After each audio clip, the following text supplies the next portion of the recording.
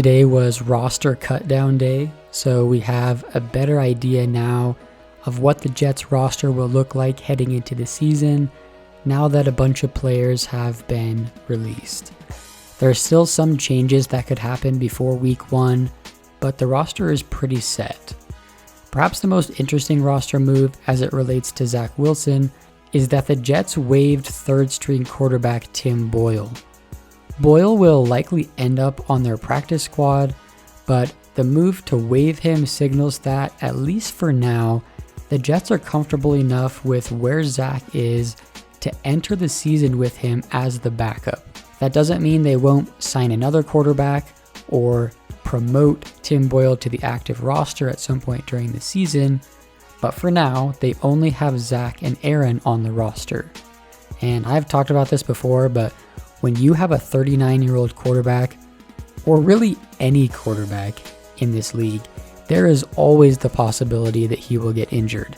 It's a long season. Leaving Wilson as the backup means the Jets are willing to play him in the case that Rodgers gets hurt. So what do you think about the move to waive Tim Boyle? Should the Jets roll with Zach as their backup, or should they go get someone else so he doesn't have to play this year? Some have brought up the idea that if the Jets really want to get a reset for Wilson, that they should just give him a redshirt year. Just put him on the bench, let him watch for the entire year, bring in other QBs to take his spot so that he absolutely doesn't have to play. Do you think that that is a realistic option, or would you rather that they keep him as the backup quarterback?